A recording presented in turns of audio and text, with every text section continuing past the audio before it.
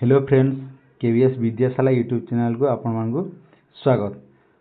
समस्तों पर खुशी खबर और स्टेट ऑफिशियल नोटिस आसी जाइए, किंतु समस्त एससीबीसी एसटी एससी पिला मनरे गोटे ही द्वंद्व और स्टेट मार्क को लेकिन मु यूआर इलिजिबल हेबी कि नहीं, पुणी मते यूआर एप्लाय करने को पड़ो कि नहीं, ये सब द्वंद्व आज गोटे ही वीडियो दूर हो। वीडियोटी को आप शेष पर्यंत देखु। प्रथम ऑफिशियल नोटिस को देखीदेवा। Board of Secondary Education Odisha तरफ OSSTET नोटिफिकेशन आसी जाइए। देखिपारे नोटिफिकेशन नंबर 2198 डेट 1/8/2026 एवं एठारे एप्लाय डेट लास्ट डेट सबकि मेंशन है। एप्लाय डेट है आपन आरंभ हो 3/8/2026 रु टिल मिडनाइट 17/8/2026 पर्यंत। आपन से शेष तारीख को अपेक्षा न करी आगरू ऑनलाइन कर देवाटा भलो हबो। एठारे एग्जाम डेट मध्य मेंशन अछि 30/9/2026 रे एग्जाम मध्य होई जिवो।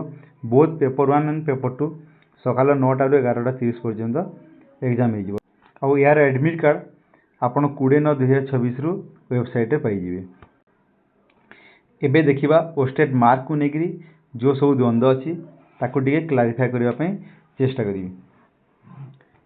जो पिला माने एसएसबी टीईटी यूआर पोस्ट पई एलिजिबल हेबा को चाहउजंती समान को ओस्टेट रे 68 प्लस मार्क रखिबा को पड़िबो। आपण ओस्टेट रे यूआर कैटेगरी को फुलफिल करू नथिले माने 68 रु आपण कम रखिथिबे तबे आपण एसएसबी टीईटी रे आपण यूआर कैटेगरी रे सिलेक्शन होइथिले मध्य यूआर पोस्ट पई आपण एलिजिबल हेबे नाही। तेनु जो माने 68 रु कम मार्क रखिचंती, जो माने 68 रु कम मार्क रखिचंती दयाकरी आउ थरे अप्लाई करी एग्जाम दे दियंतु।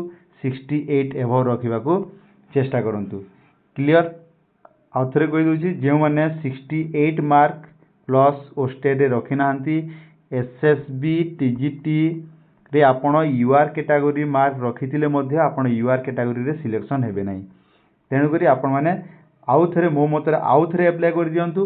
68 एभव रखिकी आपण यूआर रे एलिजिबल होय। आपण एससीबीसी एसटी एससी होइतिले मध्य आपण 68 एभव रखिले आपण यूआर पोस्ट पई एलिजिबल हेबे। आशा करछि वीडियोटी आपण मान पई इन्फॉर्मेटिव होइतिबो। यदि आपण को इन्फॉर्मेटिव लागिला ताहले वीडियोटी को लाइक शेयर एवं सब्सक्राइब कर दियंतु। Thank you everyone.